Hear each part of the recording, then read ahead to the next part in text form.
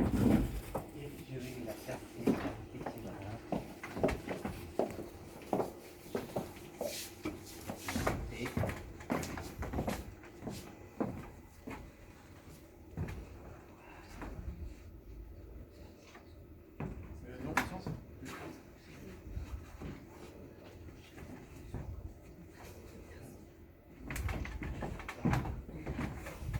Et effectivement, comme l'a dit M. Lépinay, je n'ai pas voulu le mettre dans le discours parce que pour moi, ça doit être naturel qu'on ait une femme, mère, comme on a un homme. Et il ne doit pas être fait de différence. Si ce n'est, et il est vrai, que Ketty Varin aujourd'hui devient la première femme maire de notre commune. Et en cela, c'est un événement, bien entendu. Mais je la considère d'égal à égal et pour moi, il n'y a pas, j'allais dire, autre ça qu'un événement. Félicitations et je vous souhaite vraiment beaucoup de chance. Et puis j'espère que ce bouquet vous apportera également tout ce qu'il vous faut.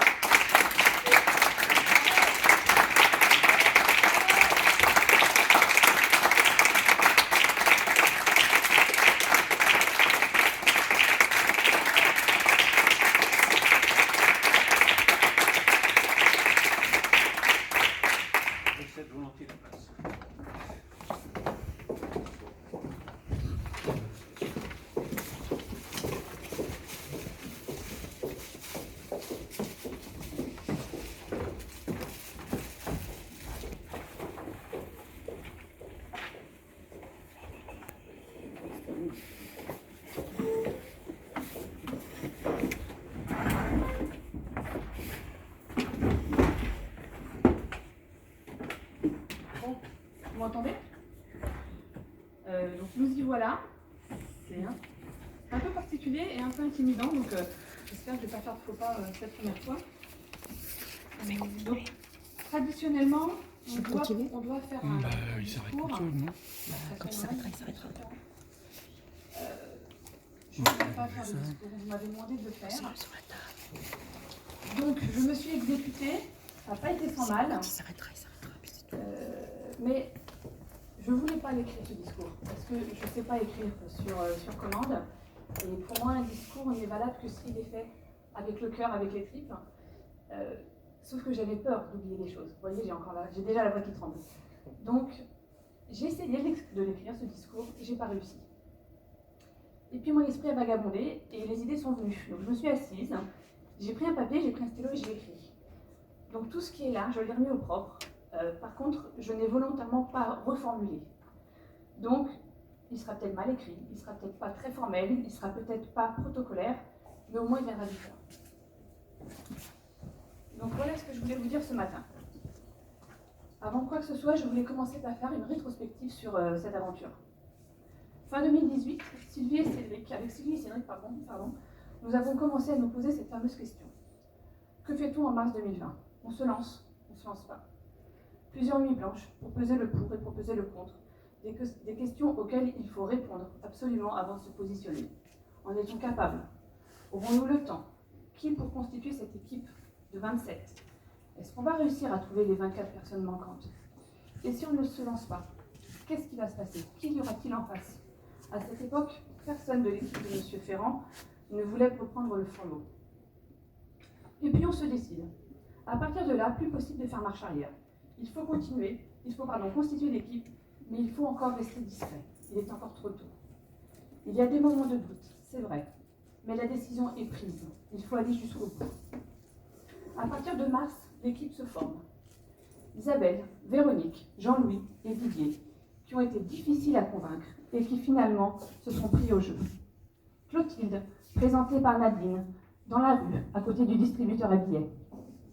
Nadine, justement, qui hésitait, un coup c'est oui, un coup je viens pas, bon finalement je reviens, mais c'est bien parce que c'est vous. Marc, que j'ai contacté pensant que j'aurais du mal à le convaincre, et qui a finalement dit oui à peine la phrase finie. Pascal, recruté au cours d'une balade dans les champs contre le projet Calcia. Charlène, que j'ai abordée pendant l'été, au cours d'une visite au parc Astérix. Grégoire, au taquet depuis très longtemps, qui a été le premier à intégrer l'équipe avec Hélène et avec Sylvain.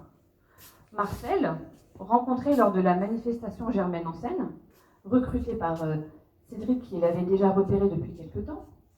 Tristan, recrutement plutôt sportif sur les tatamis. Rassurez-vous, c'est pas moi qui ai fait le recrutement. Pour Bertrand, un recrutement plutôt ludique sur le bord des autotamponneuses. Marie, recrutement je dirais plus traditionnel par téléphone, mais avec déjà une petite idée en tête pour qu'elle s'occupe de la jeunesse. Alexandra, recrue de Clotilde, qui au départ devait être en fin de liste et qui a souhaité s'investir pleinement. Catherine, abordée lors d'une cérémonie de GPSO avec un petit verre de champagne à la main. Et Sébastien, le petit dernier, qui a eu la lourde tâche de s'intégrer dans une équipe déjà constituée. Sans oublier ceux qui ne sont pas présents ce matin, puisqu'en fin de liste. Je pense à Gérard, qui s'est proposé de lui-même pour finaliser la liste et qui est présent ce matin pour immortaliser le moment. François, toujours de bons conseils pendant cette campagne. Barbara, qui n'a pas hésité à rejoindre l'équipe. Marie-Thérèse, une amie de longue date puisqu'elle me connaît depuis que j'ai 3 ans. Natacha, qui s'est prise aussi au jeu de l'aventure. Nicolas, rencontré comme Pascal dans une manifestation contre Katia lors d'une marche en forêt. Et pour finir, Jean-Michel, qui a dû se retirer de l'aventure. À partir d'avril, les premières réunions de travail, puis tout l'été pour l'organisation de la logistique. Juillet et août ont été propices à la lecture de nombreuses documentations, à la préparation du planning, à la recherche d'un imprimeur, la préparation du budget également, budget que nous avons tenu à 10 € près. Comptage des boîtes aux lettres et préparation des secteurs de tractage. À partir de début septembre, tout s'accélère. Ça part un peu dans tous les sens, il est vrai, mais c'est la première fois, il faut prendre nos marques. Première plénière, rédaction du premier tract, quoique sur la couleur, réunion de travail en groupe selon les thèmes et à partir pour définir les grandes lignes du programme. Distribution du premier tract d'annonce de notre candidature en octobre. L'équipe se structure. Il y a plus de méthodologie. Chacun trouve sa place et apprend à travailler avec les autres membres qu'il ne connaissait pas avant. Nous créons des groupes de travail. Le COPIL, le CORED, le COMCOM. À partir de début décembre, on enchaîne 2 réunions par semaine. C'est pas simple, il est vrai, mais on y va. Et puis vient l'heure d'occuper le terrain. Les cafés citoyens, le parking de Super U, les samedis matins et le dimanche matin à la place du marché, et le porte-à-porte. Je me souviens encore de certains d'entre vous que je n'aimerais pas, qui ne voulaient absolument pas faire de porte-à-porte, et qui pourtant y ont pris goût. Nous vivons des moments de liesse à la finalisation et à la distribution de chaque nouveau document, mais des moments de doute aussi. Ces moments de doute, impossible pour moi de vous les montrer. Je ne veux pas le faire, je ne peux pas le faire. Je ne veux pas vous inquiéter. Et malgré les coups bas de certains, les tentatives de déstabilisation d'autres, nous avons su garder la ligne de conduite que nous nous étions fixée. La pression monte au fur et à mesure que les semaines défilent, mais l'envie de réussir ce challenge se renforce par la même occasion.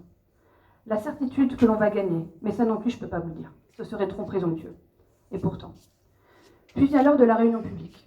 Exercice ô combien difficile, mais passage obligé pour une campagne électorale. Cette réunion, chacun de nous l'a ressentie différemment. Pour ma part, je sais ne pas avoir été à la hauteur de ce dont je suis capable. Mais comme dirait Nadine, on ne rejoue pas le match. Mon sentiment à ce moment, un soulagement, le plus dur est fait. Il reste 10 jours avant le scrutin. Nous nous mobilisons encore pour faire du porte-à-porte et redistribuer notre programme. Puis c'est le vendredi, veille du scrutin. Une soirée organisée par Clotilde. Très belle soirée, merci Clotilde. Et la pression tombe, les dés sont joués. Dimanche 15 mars, le jour J, le grand jour.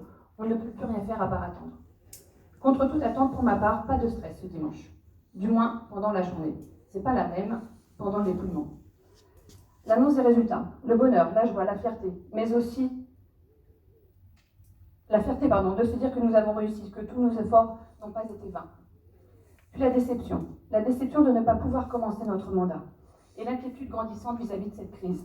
Pendant cette période, M. Ferrand, qui gère la commune, me demande de se rencontrer toutes les semaines, et je l'en remercie pour ça, il n'était pas obligé de le faire.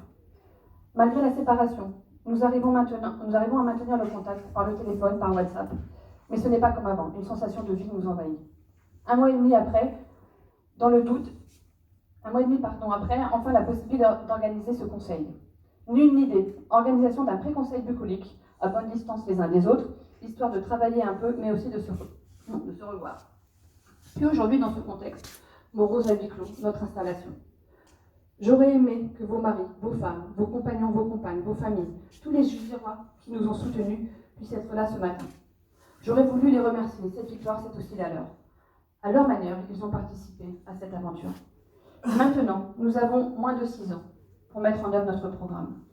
Je souhaite que ce mandat soit exemplaire. Je souhaite que nous réfléchissions pour le bien de tous afin de mener les projets que nous avons envisagés. Je souhaite que nous soyons innovants. Je souhaite que nous trouvions des idées, des solutions, malgré nos différences. Nos différences sont une force. Nous venons d'en faire l'expérience. Nous devons continuer ainsi et ne jamais oublier qu'autrui peut avoir une idée différente de la sienne. Elle n'est pas meilleure, elle n'est pas moins bonne, elle est juste différente. Il faut savoir l'accepter. Je souhaite que la communication soit le maître mot de ce mandat, une communication ascendante, mais aussi descendante. Je souhaite que nous restions des élus de terrain accessibles.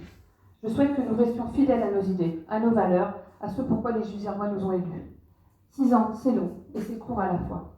Il y a des petites choses du quotidien que l'on va pouvoir travailler rapidement, mais il y a aussi des gros projets de longue haleine. Pour cela, il est nécessaire de prendre le temps d'y réfléchir avant de se lancer, afin d'anticiper les éventuels écueils et les dérapages financiers. Chaque projet devra être chiffré précisément. Coût de mise en place, mais également coût de fonctionnement avant qu'il ne soit lancé. Nous sommes les garants des finances de la commune. La commune ne peut pas vivre au-dessus de ses moyens. Quel que soit le sujet, il y aura sûrement des arbitrages à faire. Ce ne sera pas facile, mais nous le ferons en notre âme et conscience, et nous les assumerons. Pour finir, je veux que nous réalisions un mandat beau, un mandat propre, un mandat sain. Je pense n'avoir rien oublié. J'ai un petit peu bafouillé, j'en suis désolée. Et je vous remercie encore de m'avoir fait confiance. Et puis, il n'y a plus qu'à travailler.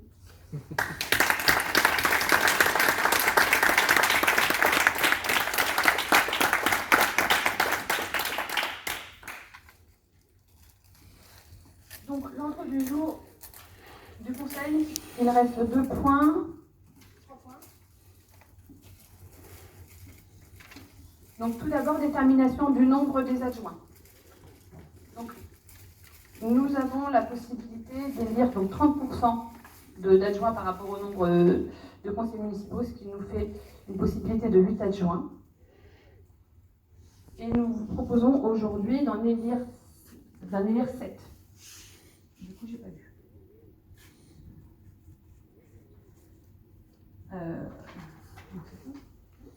Est-ce que est-ce que vous êtes d'accord pour élire le nombre de 7 adjoints? D'accord. On commence. Donc, qui est pour élire le nombre de 7 adjoints?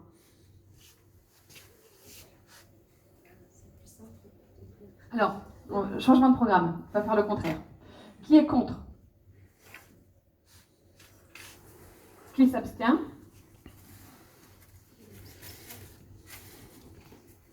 Donc ça fait 26 pour. D'accord. Donc à l'unanimité.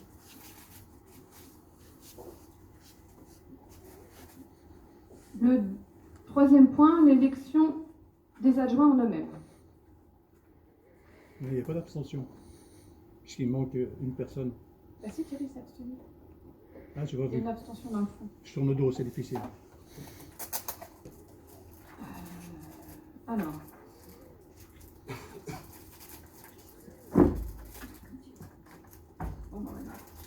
Alors, vu le Code général des collectivités territoriales, notamment les articles L2122-1 à L2122-17, considérant qu'après le renouvellement général des conseillers municipaux, les adjoints sont élus parmi les membres du conseil au scrutin de liste à la majorité absolue, sans panachage ni vote préférentiel. Considérant que le nombre du conseil municipal a été convoqué dans les formes et délais prévus à l'article L2121-7 du CGCT, considérant que sur chacune des listes, l'écart entre le nombre de candidats de chaque sexe ne peut être supérieur à 1. Madame le maire demande aux listes candidates de se déclarer.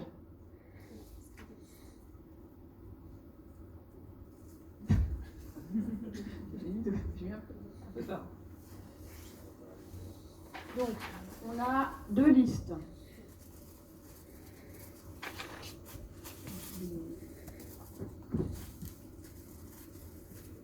Donc, on va vous distribuer les bulletins. Alors, chaque tête de liste doit nommer ses collègues.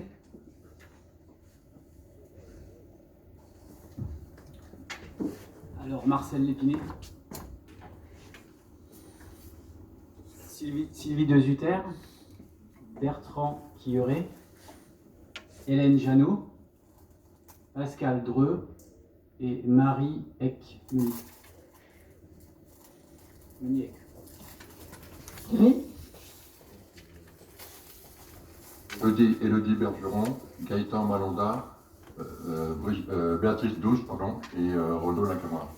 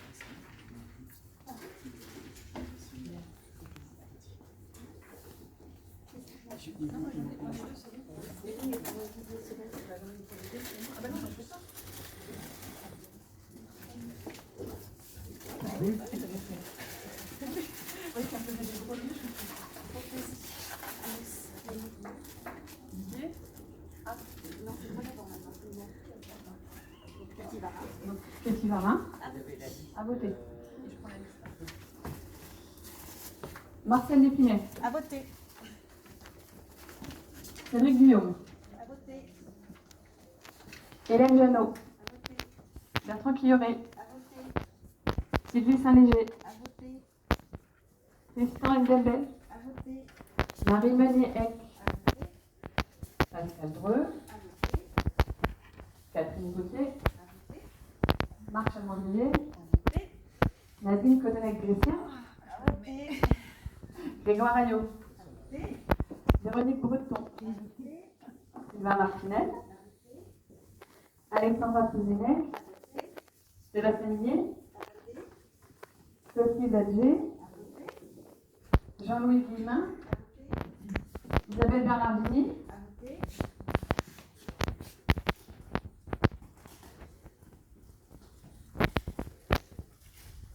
Didier Sauvé, À voter.